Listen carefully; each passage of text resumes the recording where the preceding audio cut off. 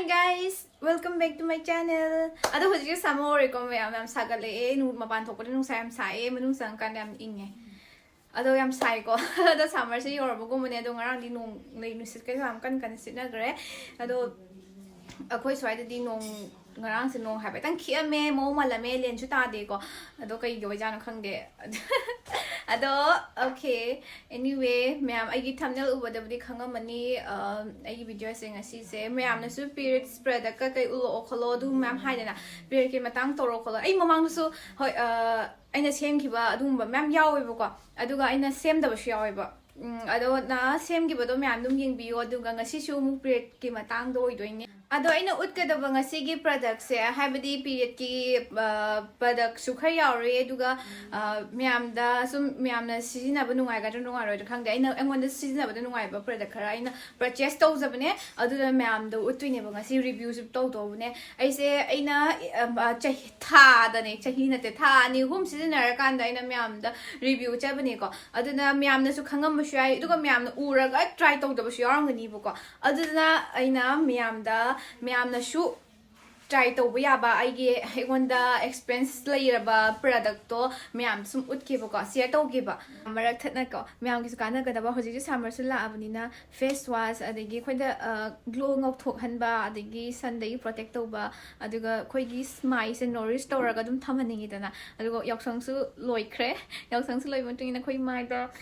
nusa thu bai gi adu ma'am se glow lak na bai da makta nusa thu bai mang ba ku chu ma'am do adu do lak na bai da makta ken care to ma da yam maru oina changi se face wash ni na khoi maru oina khoina mai se ta ma da face wash ne maru oina dum khoin sin da ba ya dra adu na khoina face wash khoina mai da chana ba face wash thi ba matam da yam maru oi ba ko adu na khoina face wash myam je loina try out to dru se khoin mai se dullness oi ba adagi mai se face wash sin na kan da mai da dry oi ba se yam nungai te da mai adu na sigi mama art ke honey malai face wash ka with honey and malai se khoi gi mai se nourish to ra ga thamna bagi amadi khoi gi mai se dal leba kai do phana ba amadi khoi gi mai se moisturize to ga dum thamna bane ba even si je dum khoi gi winter da dum thamna se ani madum ya doi ne ba ko si gi face wash de yar be ingredients ma'am se honey ne malai ne coconut oil ne vitamin e ne si ma'am se loi ni yawe ar si da maru ina khoi si da kanari se ko khoi gi mai se dum cleanse to doi ne aduga khoi gi mai se dum deeply nourished torni aduga khoi dam healthy oiba glow je pi doini aduga sigi siam maru oiba mana si je met safe certified ne ba aduga sigi mama art de yauriba semi ma'am se natural ingredients ngakte ne adu shi matak ta khoi gi traditional oina ingredients sema ga khoi gi ma de seasonal product ngakte ne ba khoi ya maru oina sigi malai ga honey ge se si se maru oina seasonal ba ne ba khoi gi khoi na moisturize ama tawo matam da khoi na yam na nungai se khoi gi mai se da moist cream ama seasonal ha da khoi na nam lauraga khoi da sum mai da oily o hen ba man ba du gumba he thori ka ba ma main to ba se khoi yam nungai se da na si se na tag di si da yari ba ingredients ma'am sina di khoi gi mai si da napsal laga ha ba di khoi da mai da oily o hen ba do mai di oil ba na khoi gi khoi na winter matam da di khoi gi mai se yam na kaino oi da na ko dry oi da na adu na si se si te matam da di nan sticky ju oil ni adu shi mathak ta khoi gi mai se dryness over da adu su oil ba si gi moisturizer si de yari sing se khoi gi honey yare malai yare aloe vera yare glycerin yare si jam nungai je honey dum ma'am ai dum haidana la khoi gi skin se khoi gi dryness ohen ba de gi itchy ohen ba gai so dum mai de smooth ohen dune ohela roi tine ko malai isna khoi gi healthy glow pi han doini tu aloe vera ma'am hen khangna re mani adum hydrating halaga thoto ga thambai di khoi gi mai se moisturize to ga thamale ba ko adu khoi gi skin sina moisturizing to khatang sunatana akhoi gi skin se soft amadi smooth oraga tham doini ada mama arki am phaba na moi gi plan gunet initiative hena program am lei akhoi na moi de gi laiba khuding gi ko moi mama art na khoi gi order se link to birani u amada aduga 2025 ki manung de moi na aim to is 1 million tree hena thabangam ba haina ko khoi initiative oina ada moi gi mama art ki offline presence lei moi gi product sing se Amazon, Nykaa, Flipkart, and Purple is loina phange. Aduga moigi mama art ki official website amadi apps is phange ko. Aduga hojikti akhoi gi nearest store su loina phangna ja mama art ki product sing se. Aduduna mayam na atopa nearest store daga phangbi boy taragadi myam dum comment dum haibiramo sida phange address hojiti store yam sang na hangna da mama art se Indian brand amani mama art se quality free brand ma phalamani se plastic positive ne moina seasonable plastics tegi he na su moina plastics ni recycle to khriba aduna hojikti moina 240 ml na plastic recycle to ngam khriba adiga myam na sigi product sing se leiba matam da hena offer phangna bi da makta agi coupon code CHALLI 2023 for 20% off sigi coupon code seasonal beer ꯅꯠꯇ꯭ꯔꯒ offer ꯇꯥꯔꯒ ꯃꯌꯥꯝ purchase ꯇꯧꯕꯤꯌꯣ ꯑꯗꯨꯒ ꯄ꯭ꯔꯗꯛꯁꯦ ꯅꯨꯡꯉꯥꯏꯕ ꯅꯨꯡꯉꯥꯏꯇꯕ ꯃꯌꯥꯝ try ꯇꯧꯊꯣꯛꯄꯤꯔꯒ ꯁꯤꯖꯤꯟꯅꯕꯤꯌꯣ ꯑꯍꯥꯟꯕ ꯄ꯭ꯔꯗꯛꯁꯦ ꯁꯤꯒꯤ ꯄ꯭ꯔꯗꯛꯁꯤꯅꯦꯀꯣ ꯁꯤꯒꯤ ꯕꯤꯃꯤ you know polo gt kelly mi hai male okay ai phajana pronounce to bhai traga su myam kem khan mi gano made with 100% organic cotton ne bako ado si se ina myam da yam suggest taw ningi se kai ha ma tamne si da moi box se small medium amadi large mine lak pane ado ai gi sina 12 pets halaga small su khara yaure medium su yaure large su yaure adu yawbo product ne bako si se ado myam da dum review taw ja kai na se myam da ina udingi je kai gino ha ma tam da ado sigi manung sida yaurse sigi regular haibam lego light moderate floor habidi yam floor oidabako aduga amana large se moidi medium ni oidana medium floor haidi yam na chatta bai tare ko aduga amana extra large heavy flow habidi yam kahina chatpa ha koi first amaga second amaga haidi first day ga second day ga do season abiani sigi extra large se aduga third day da I think you can use medium season I don't know gi noina floor la iba la pamatungi na dum noi na khangjar dana adum myam am tanga mane den pm ga magam ta mane de dana adu dana myam na prefer to bodo adum shi na we ai bako ina myam da ina si je yam phai yam season hanningi je kai gi ha matam da si da yar iba post ju recyclable oiba kai gi no da si se paper na sa bane bako aduga manung da su kai yaw ga ha matam da khoi gi smaina masai gi smaina wrap to ra ga yar ko si yam na safe oye khoi da su khoi na carry to matam da su yam easily carry to ba yare adugi mathakta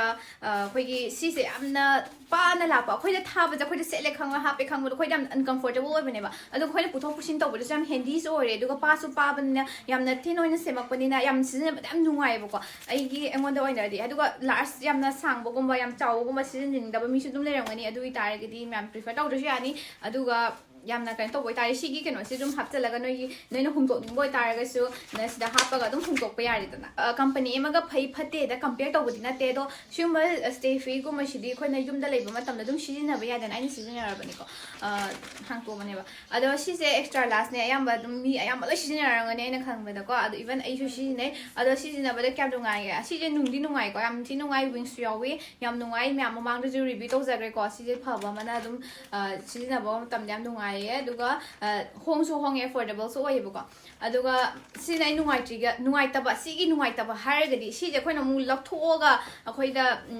hapa madam carry to bada nungai te dana mai nungai taba ne si je ina ai go ne prefer to de bako sa thok photo su khan nungai taba oye adu siga ama siga ina compare to raga myam da kamaina karmane hena phage haba myam mamang uchar ke bako adu myam si je kana to rage si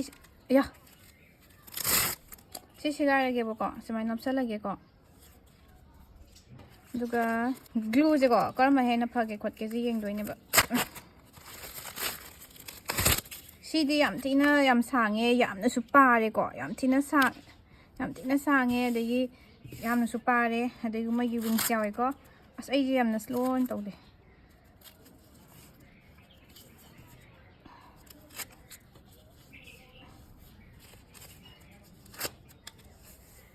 mana lai ko ani ja ai nai tan congested ti oi gre kai no ta congested am holi je bo ado sida le si am thai bo ko la ko matam am thai ado si di am tina extra large or je heavy floor yo si am tina pai khot am nungai ga da ba si na matam da du oi bo ko ado aina test to ge myam do khang da ba si yam sang ba ne sigi glass ama laujara ge bo ko amom hai doi ne tam tam na han ba da stay free gan to rage moi thuna ado thuna yeng ho bo ko ai di thuna karamba ne hena chup ki he badu yeng ho bo ko ai dum jar hera ka doi ne bo ko yam heavy floor ne bo ko hu to doi se tina heavy floor ne yam floor je na jor hejala bane ko si hejale bo ko si yam tamna sok to we ko se myam khangbi re aduga sida amga leire ko sida amga haige ko ayu sida haire ko one ne ko ina haidu je ham heavy floor gi ne smaina ham haijale ko jar si pa ba gi shu ne bo ko timja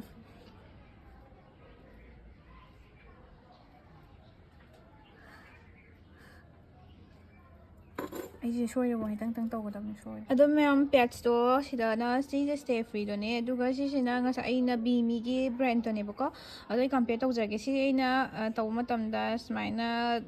sumaina compress to matamda sumaina thok leidana ko aduga si compress to matam si thokte dana to kesu heavy oina thokte ba ko ising yawadi khari dum thok pata bani adubu yamna thokpado oide ba ko to yamsu challe dana sisu dum change du taraga su sinamu mahi thoe ba ko aduga ena yam nuai taba haraga de temo si mai ju se yam so oye du lum la holle ba ko smana to matam da yam thina heavy oye aduga sisina to matam da yongo glue se yam kan bane glue se yam kan le aduga dum light wet oye ba still it's light mayam hero da si yam light oye aduga sisina yam lum me ba ko to si the sang begin ba yam nuai ba har gana si se khona sman siga ba matam da si nuai aduga sman to matam da sa thok chi dana to sman to matam da khona si je throw to matam da khona cover du da ha pa dum throw to ba yani still me yam tholak te dana sidiong shit si me yam thole dana si me yam thole dana sijiong ma manung de yawi se kano ne ba thok che ba yam kan thok te dana to skill see okay adom yam hen khangwe amane hu to ri do ka adom ani gi differentiate to ne ba du di price tu gi matung ina pha ba se dum khari dum hen bata bane adi tar ga sum yam dum khamana phai kho dum yam cha bane ba ko adu gi ham handy shoi ba du ga yam my packaging chu yam phaja ba du ga yam shinu ai ba du gi ne adu next product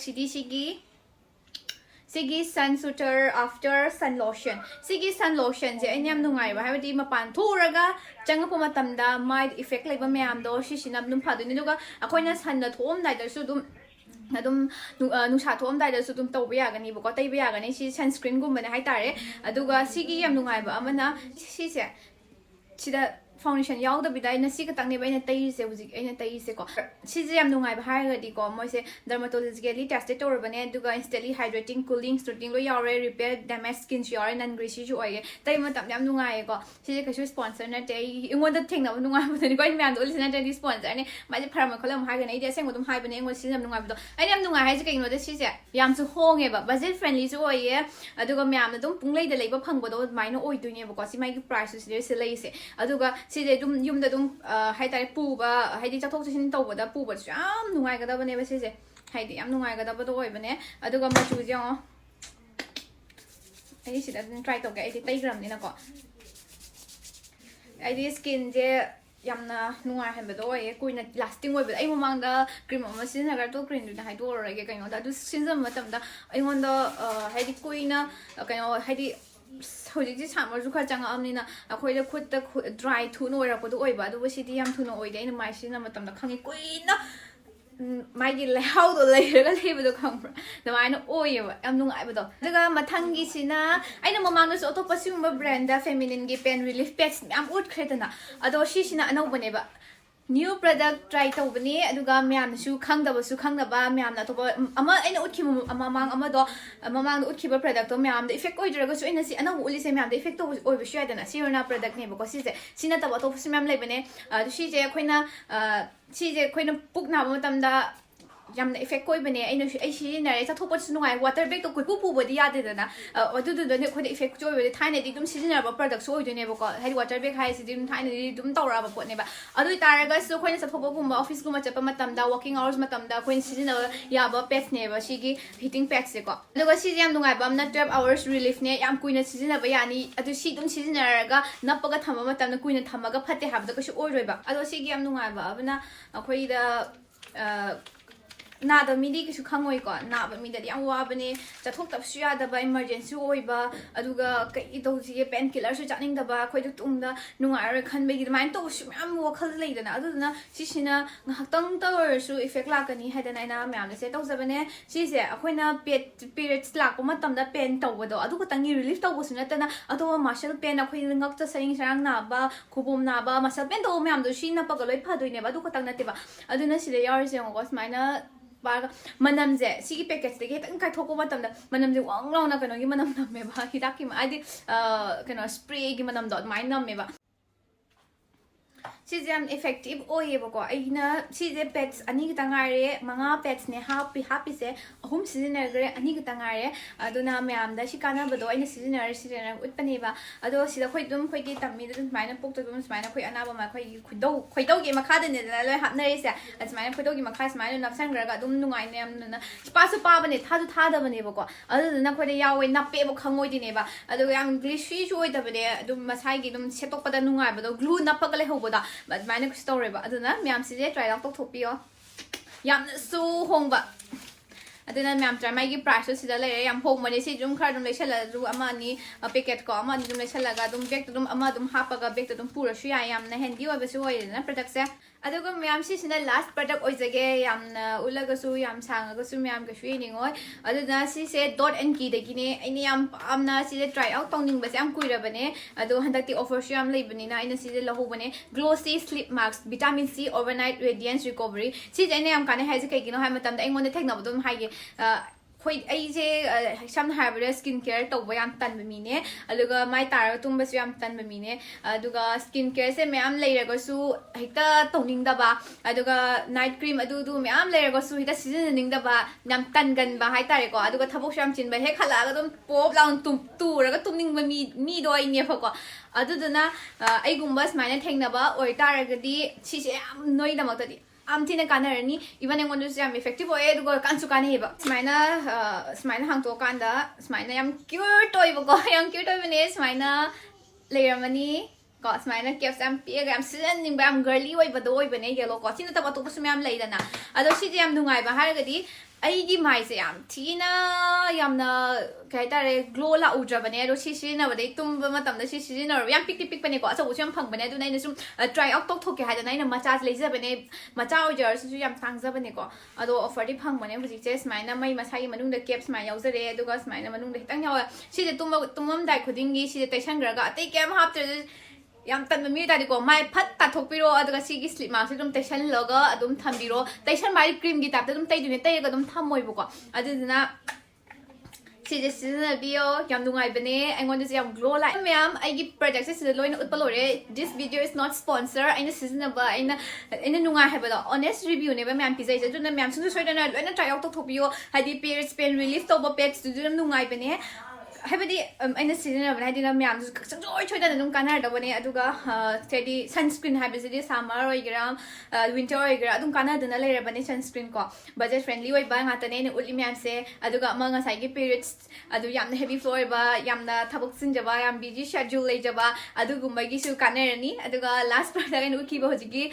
night marks, sleep marks to Adus Yam Canavane, Miam. Try out the Nadi, me and the Chana is a cowboy. I wanted the Sanaba, I want them effective, but no I ever after Nina, Miam try out to handing it, and I try out to be off. Miam video says the Lucian Jerry Matangi video the D, Nuaiba, Miam, the Sukana Gadaba, Yahanagi content, other Senzerani, I do the Miam stay tuned, I do a Belacan on to view, and I don't be that Hakumtamda, Miam, the Kambina by the Kanona Papa Sakatabina, and busy with never got some Harabada, and you took a tank to one of Tabanina. Aduna Miam Nasu Abu, support over Lepigano, subscribe to the Yargadi, subscribe to Sunbio. I give video say Matang Solution Jar. Get to go Mam, well, already Mam na Pam, Targadi, a lindo, Hapteramage, now the late of Mosa. And bye. See you in my next video. Wait. This is Adom Mam. I know this is the video that I hold the young white up. Aduna Mam Yaholine. Say. Baba ka chinjala ina tisi ko da ko tisi matcha man ngak cha tik tik tik thari je che miam da bye da ko se nang yaw da nungai ti bye see you in my next video mathang da di khar ga sang yaw ra ge hai do bye